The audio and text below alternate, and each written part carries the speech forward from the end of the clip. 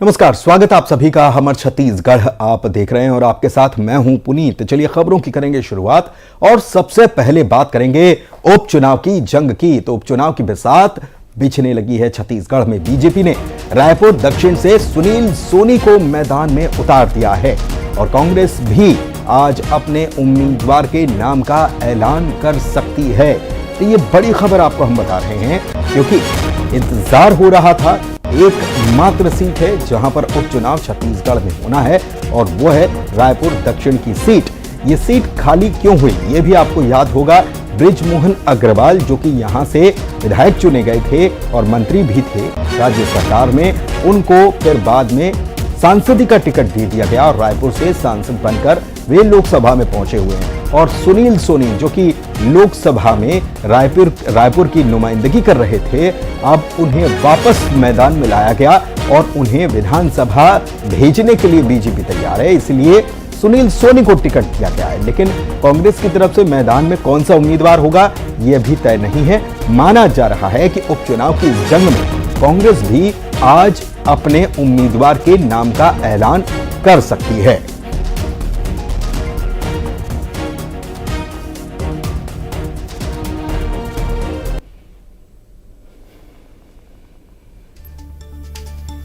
तो रायपुर दक्षिण की ये सीट बड़ी अहम सीट है। हालांकि ये बीजेपी की एक प्रकार से ये कहा जाए कि पारंपरिक सीट ही बन गई है क्योंकि लगातार बीजेपी ही यहां पर जीत दर्ज करती आई है।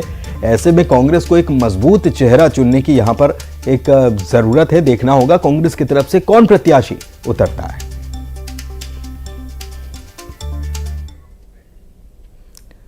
इधर बीजेपी में प्रत्याशी नहीं पार्टी चुनाव लड़ती है। ये कमल का फूल चुनाव लड़ता है, ये कहना है रायपुर दक्षिण उपचुनाव को लेकर राजस्व मंत्री टंकराम वर्मा का। वो कह रहे हैं कि पार्टी में बगावत जैसी कोई बात नहीं है। दावेदार तो कई होते हैं लेकिन प्रत्याशी एक ही होता है और पार्टी के सभी कार्यकर्ता तन मन लगाकर काम करते हैं जीत के लिए। उन्होंने कांग्रेस पर हमला बोला है, कहा है कि कांग्रेस को तो उम्मीदवार ही नहीं मिल रहे। जैसे लोकसभा चुनाव में उनको डर था वैसे ही दक्षिण में प्रत्याशी मिलना मुश्किल है। कांग्रेस यहां हारेगी और नगर निगम और पंचायत चुनाव में भी उसे हार का मुंह देखना पड़ेगा। जैसे लोकसभा में डर था, लोकसभा में उनको प्रत्याशी नहीं मिल रहे थे, रायपुर लोकसभा में किसको लड़ाएं, ये उनके साथ बड़ा यक्ष प्रश्न था। वैसे ही दक्षिण के लिए भी है कि दक्षिण विधानसभा में हम किसको प्रत्याशी बनाएं। उनके लिए प्रत्याशी बनाना ही बड़ी चुनौती है, फिर बाकी तो बात की बात है। कांग्रेस पार्टी जो है पूरी तरह से बिखरी हुई है। विधानसभा चुनाव में करारी हार हुई है, लोकसभा में करारी हार हुई है और अभी आने वाले दक्षिण विधानसभा में भी हार होगी। नगर निगम और पंचायत के चुनाव में भी उनकी सफाया होगी। नहीं, देखिए भारतीय जनता पार्टी में बगावत जैसी कोई बात नहीं है।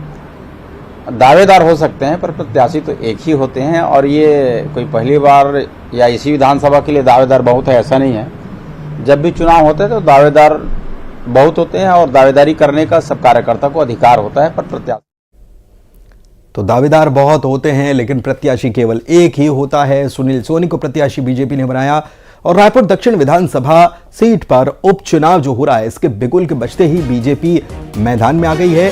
सुनील सोनी ने न्यूज़ 18 से खास बातचीत की है, जीत का दावा किया है और कहा है कि दीर्घकालीन विकास को लेकर जनता के बीच वो जा रहे हैं।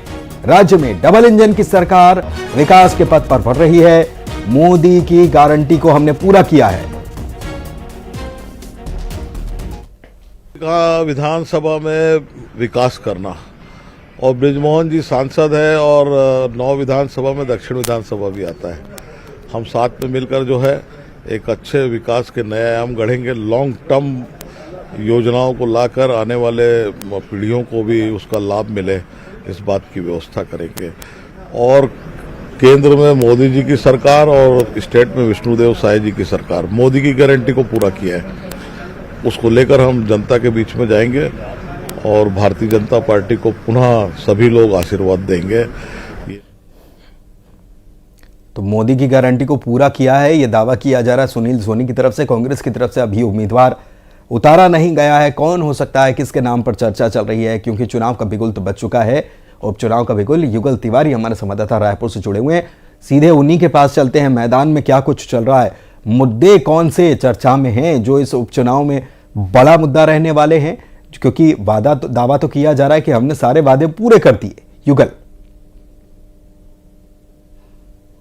देखिए पुनीत, उपचुनाव है और उपचुनाव में वैसे भी जिस सत्ता में जो रहता है जीत लगभग सुनिश्चित उसी की होती है। और अगर हम बात करें तो यहाँ पर दो रायपुर दक्षिण की जो टिकट वितरण में बीजेपी ने पहले ही बाजी मार रखी है और जिस तरह से प्रत्याशी और एक अनुभवी नेता पूर्व सांसद सुनील सोनी को प्रत्याशी बना दिया है, 2 बार के वो मेयर भी रहे हैं, तो एक पहचाना जाना पहचाना चेहरा है। और खास करके अगर हम बात करें कि रायपुर दक्षिण में बृजमोहन अग्रवाल से उसकी काफ़ी अच्छी जो घनिष्ठता है, काफ़ी करीबी भी वो माने जाते हैं। तो ऐसे में अगर हम बात करें तो अभी जो आम चर्चा है, जो बातें हो रही है चाहे आम गली में चौक चौराहों पर, तो एक तरह से कहा जा सकता है कि बीजेपी की जीत सुनिश्चित मानी जा रही है। ठीक है, बीजेपी की जीत सुनिश्चित मानी जा रही है। कांग्रेस कह रही है कि हमने भी पूरी तैयारी कर रखी है। मुकेश शर्मा बीजेपी के प्रवक्ता हमारे साथ जुड़े हुए हैं। मुकेश जी, कितनी तैयारी है? बार बार ये बात कही जा रही कि हमने सारे वादे मोदी सरकार की गारंटी को हमने पूरा करने का काम किया है रायपुर दक्षिण के लिए। देखिए, निश्चित रूप से भारतीय जनता पार्टी अपने संगठन के कार्यक्रम के माध्यम से जनता के बीच जाती रहती है और सरकार ने भी, जब से हमारी सरकार बनी है तो हमारे मुख्य जो बिंदु थे जो घोषणा पत्र में, चाहे फिर वो महतारी वंदन की बात हो या किसानों को 3100 रुपया में धान खरीदना है किसानों से, या उनके 2 साल के बचे हुए बोनस को लेके, तो पार्टी ने लगातार, और पीएचसी एग्जाम के को लेकर सीबीआई जांच का विषय भी हमारे घोषणा पत्र में था, वो भी हमने पूरा किया है। तो लगातार एक के बाद एक घोषणा पत्र में जो भी बातें थे उसको पूरा करने का काम हमने किया है। वहीं दूसरी तरफ कांग्रेस पार्टी लगातार हार से हताश निराश दिखती है, अंतर कलह से जूझ रही है, अंतर द्वंद की स्थिति है कांग्रेस पार्टी में। तो कुछ लाके आप कह सकते हैं कि भारतीय जनता पार्टी की जीत सुनिश्चित है दक्षिण विधानसभा में, भारी मतों के साथ में सुनील सोनी जी चुनाव जीतेंगे। रोजगार का मसला मुकेश जी, डीएड अभ्यर्थी अभी भी लगातार प्रदर्शन कर रहे हैं, लगातार कह रहे हैं कि हमारे हक में जो फैसला आया उसको सरकार मान नहीं रही है। दूसरी तरफ एसआई परीक्षा जो हुई उसका रिजल्ट जो है उसका इंतजार हमने देखा, काफी लगातार आंदोलन हुए। देखिए, ये सरकार है, लोकतांत्रिक व्यवस्था के अंदर में लोकतांत्रिक तरीके से लोग अपनी बात रखते हैं और ये समय समय पे होता रहता है। लेकिन जो बिंदु थे हमारे घोषणा पत्र में उसको हमने पूरा करने का काम किया और निश्चित रूप से पूरे सहानुभूति के साथ और पूरे गंभीरता के साथ इस विषय में भी पार्टी सोच रही है और आगे काम कर रही है। ठीक है, आप हमारे साथ बने रहिए। सुरेंद्र जी हमारे साथ जुड़े हुए हैं कांग्रेस से। सुरेंद्र जी, कैसी तैयारी रायपुर दक्षिण में? एक तो बीजेपी की तरफ से मैदान मार ही लिया गया प्रत्याशी के नाम के ऐलान के साथ ही, आपकी तरफ से तो अभी नाम घोषित नहीं हुआ, कैसे जीतेंगे किला? नाम घोषित हो जाएगा, उसमें कोई समस्या नहीं है नामांकन के पहले। और जिस तरह से भारतीय जनता पार्टी की सरकार पिछले 10 महीने में चली है, जिस तरह से लॉ एंड ऑर्डर की स्थिति है, जिस तरह से लगातार विभिन्न वर्गों के द्वारा आंदोलन किया जा रहा है, उनकी बातें नहीं सुनी जा रही, कोर्ट के निर्देश नहीं माने जा रहे हैं, हर देश जंगल की कटाई हो रही है, छत्तीसगढ़ की जनता त्रस्त है, परेशान है। रायपुर में स्वयं जो है ट्रैफिक की व्यवस्था को देख लीजिए या कानून व्यवस्था को देख लीजिए, इतनी खराब स्थिति में है। और एक निर्वाचित सांसद को उनके स्थान से हटा के निर्वाचित विधायक को सांसद बना करके जबरदस्ती छत्तीसगढ़ में एक नई समस्या पैदा की गई है। इन सारी बातों को रायपुर की जनता बहुत अच्छी तरह समझती है, छत्तीसगढ़ की जनता बहुत अच्छी तरह समझती है। तो हमारा मानना यह है कि कांग्रेस बहुत मजबूती से चुनाव लड़ेगी और ये चुनाव जीतेगी। चलिए ठीक है, बहुत शुक्रिया मुकेश जी और सुरेंद्र जी हमसे बातचीत करने के लिए। तो दावा ये किया जा रहा है कि कांग्रेस चुनाव लड़ेगी भी और जीतेगी भी, लेकिन प्रत्याशी के नाम का ऐलान अभी तक कांग्रेस की तरफ से नहीं किया गया है। आगे बढ़ते हैं, बात अगली खबर की करेंगे। कोंडागांव के केशकाल घाट में जाम से निजात दिलाने की कोशिश अब शुरू हो चुकी है, क्योंकि हम लगातार ये खबरें आपको बीते दिनों दिखाते आए हैं। यहां पर बड़ा जाम लगता आया है, इसको लेकर केंद्र सरकार की तरफ से परमिशन भी मिल गई है और यहां पर बजट भी आवंटित कर दिया गया है। अब यहां पर सड़क की मरम्मत का काम शुरू होगा। 2 चरणों में 2 फेज में सड़क की मरम्मत का काम किया जाएगा और इसके लिए गाड़ियों को डाइवर्ट भी किया जाना शुरू कर दिया गया है।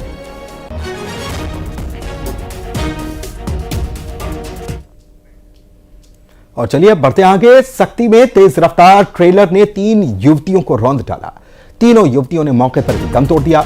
युवतियों को रौंदने के बाद ट्रेलर का ड्राइवर मौके से फरार हो गया। 2 युवतियां आरक्षक भर्ती की तैयारी कर रही थीं। मुक्ता राजा बारद्वार में यह दुर्घटना पेश आई है। मौके की तस्वीरें भी आपको दिखा रहे हैं।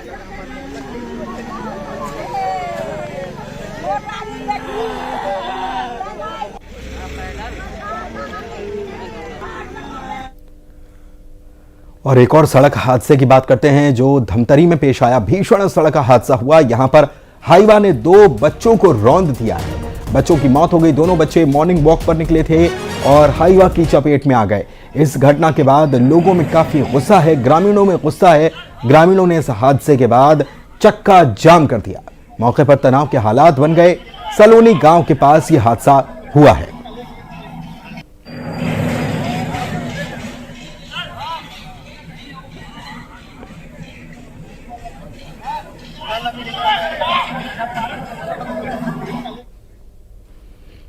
और दुर्ग से खबर आपको बता रहे हैं, ये बहुत हैरान कर देने वाली खबर, जहां पर एक पोते ने अपनी दादी की हत्या कर दी। धारदार हथियार यानी कि त्रिशूल से दादी को ही मौत के घाट उतार दिया और तो और दादी का खून ले जाकर मंदिर में चढ़ा दिया। दुर्ग जिले के ननकट्ठी गांव में यह वारदात हुई है। आरोपी पोते को पुलिस ने अब अपनी हिरासत में ले लिया है। उससे पूछताछ की जा रही है। लेकिन जिस प्रकार से यह वारदात हुई है, ये कहीं ना कहीं अंधविश्वास की तरफ इशारा जरूर कर रही है।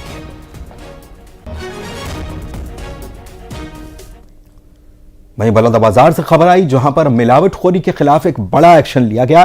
त्योहारी सीजन है, खाद्य और औषधि प्रशासन विभाग फिर से एक्टिव हुआ है और बड़ी कार्रवाई को अंजाम दिया है। मिलावट की शिकायत मिली थी, जिसके बाद दुकानों और होटल्स का निरीक्षण किया गया। सिमगा के लिमतरा हाईवे पर कुल 14 होटलों का निरीक्षण किया गया। 7 दुकानों को नोटिस भी जारी किया गया और तो और मिठाइयों के सैंपल लिए गए जांच के लिए। देख सकते हैं आप कि कितनी भारी मात्रा में सामान जो है उसको नष्ट भी करवाया गया। वहीं दुर्ग की बात करेंगे, जहां पर अपोलो बीएसआर हॉस्पिटल भिलाई के पूर्व संचालक डॉक्टर एम.के. खंडूजा को आखिरकार पुलिस ने गिरफ्तार कर लिया है। डॉक्टर खंडूजा को कोलकाता से पकड़ा गया। पुलिस आरोपी डॉक्टर खंडूजा को जल्द भिलाई लेकर आएगी। इन पर धोखाधड़ी और चेक बाउंस जैसे एक नहीं कई मामले दर्ज हैं। एफआईआर होने के बाद डॉक्टर खंडूजा परिवार समेत भिलाई से फरार हो गए थे। छावनी पुलिस इन पूरे मामलों की जांच कर रही है।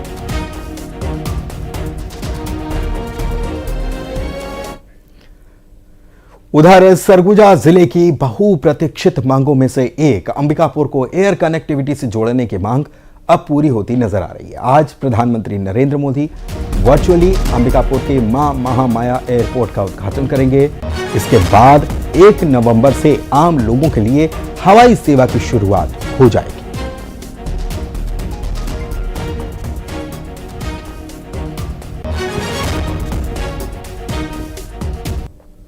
पीएम मोदी सरगुजा वासियों को बड़ी सौगात देने जा रहे हैं। अंबिकापुर के मां महामाया एयरपोर्ट का आज वर्चुअल माध्यम से पीएम नरेंद्र मोदी उद्घाटन करेंगे। मैं इसी मां महामाया एयरपोर्ट में मौजूद हूं। आप देख सकते हैं कि किस तरह से यहां पर तैयारी की जा रही है और लगभग तैयारी पूरी हो चुकी है। और आज जो है यहाँ के सरगुजा वासियों ही नहीं, पूरे छत्तीसगढ़ और अन्य राज्यों के लोगों के लिए एक बड़ी सौगात मिलने जा रही है। इस एयर कनेक्टिविटी होने से यहाँ के आम लोगों को काफ़ी सुविधा मिलेगा, यात्रा में आसानी होगी। आप देख सकते हैं कि जो तैयारी है वो की जा रही है। यहाँ पर विष्णुदेव साय पहुंचेंगे, सीएम, इसके अलावा जो है तमाम मंत्री रहेंगे, राज्यपाल रहेंगे और जो है आम जनता रहेगी, जनप्रतिनिधि मौजूद रहेंगे। और जो सरगुजा वासियों की सालों से जो मांग थी एयरपोर्ट की शुरुआत की, आज वो उनका सपना जो है पूरा होने जा रहा है। क्योंकि जो निर्माण कार्य एयरपोर्ट का वो सालों से चल रहा था, उसका काम भी पूरा हो चुका था, लाइसेंस की प्रक्रिया पूरी हो चुकी थी, सिर्फ यहाँ से हवाई सेवा की शुरुआत करनी थी, जिसके तारीख जो है लगातार बढ़ते जा रहे थे। लेकिन आज जो है पीएम नरेंद्र मोदी वर्चुअल माध्यम से इस एयरपोर्ट मां महामाया एयरपोर्ट का आज लोकार्पण करेंगे। हवाई सेवा की शुरुआत होने से जो यहाँ के जो पर्यटन के क्षेत्र में बढ़ावा मिलेगा, रोजगार मिलेंगे, व्यापारियों को जिस तरह से समस्या होती थी वो समस्या दूर हो जाएगी। इस एयरपोर्ट से जो व्यापारियों जो है नया व्यापार बढ़ेगा, यहाँ उद्योगपति पहुंचेंगे और तमाम जो सुविधा है इस एयरपोर्ट के माध्यम से मिलेंगे। मुंगेली की बात करेंगे, जहां पर बड़ी मात्रा में अवैध कच्ची शराब को बरामद किया गया।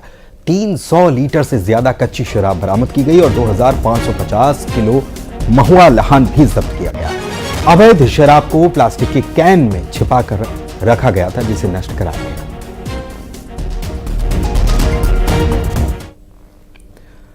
और धमतरी से खबर, जहां पर चाकूबाजी और मारपीट के आरोपी आखिरकार गिरफ्तार कर लिया गया। पुलिस ने आरोपी को रायपुर से पकड़ा है। मंडेली स्कूल में इसने चाकूबाजी और मारपीट की वारदात अंजाम दी थी और इस वारदात के बाद ये फरार चल रहा था। बिरेझर चौकी पुलिस ने आरोपी को गिरफ्तार किया। इसके पास से चाकू भी बरामद कर लिया गया है। और उधर पेंड्रा में जीजा और साले की डूबने से मौत हो गई। दोनों पर्यटन स्थल माई का मढ़वा पर नहाने के लिए गए थे।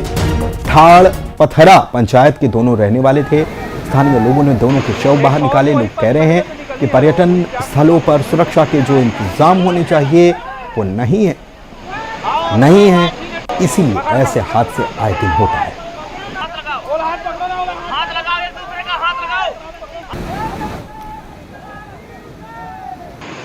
और को वही पास करवे तो निकल ही आ रहा हो, वही क्या फंसा थे।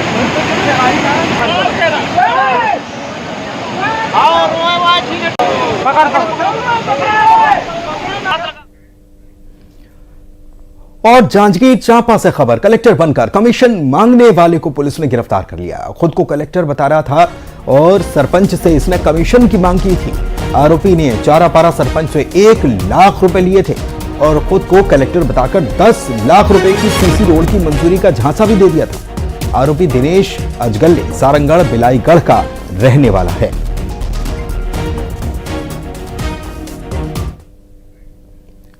उधर बलौदाबाजार में अवैध शराब पर बड़ा एक्शन लिया गया। गिरौधी पुलिस ने अवैध महुआ शराब के ठिकाने पर छापा मारा और 1 लाख रुपए का 15 क्विंटल महुआ लहान बरामद किया। अवैध महुआ शराब के साथ एक आरोपी गिरफ्तार भी कर लिया गया।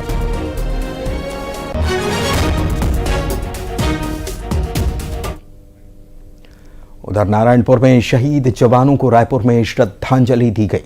मंत्री टंकराम वर्मा समेत कई अधिकारियों ने दोनों शहीद जवानों को नमन किया, उनकी शहादत को याद किया और श्रद्धांजलि दी। नारायणपुर में दरअसल आईईडी ब्लास्ट हुआ था, जिसमें हमारे आईटीबीपी के 2 जवान शहीद हो गए थे। सर्चिंग से जब ये लौट रहे थे उसी वक्त अबुझमाड़ में आईईडी ब्लास्ट हुआ था।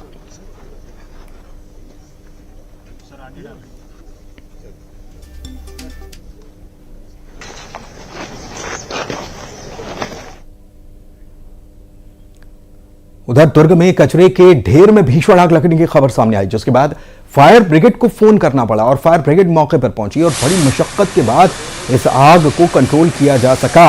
देख सकते हैं आप कि कितने बड़े पैमाने पर यह आग लग गई थी। आग को ज्यादा बढ़ने से बाद में रोक दिया गया। एक बड़ा हादसा टल गया, वरना यह आग और फैलती तो बहुत नुकसान हो सकता था। सुपेला थाना क्षेत्र की यह घटना बताई जा।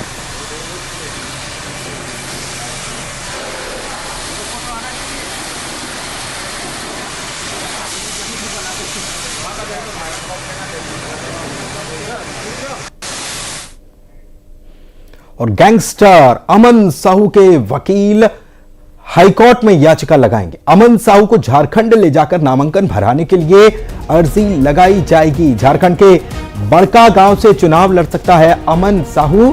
अमन साहू पर झारखंड में 100 से ज्यादा मामले दर्ज हैं और अमन साहू को 2 मामलों में सजा भी हो चुकी है।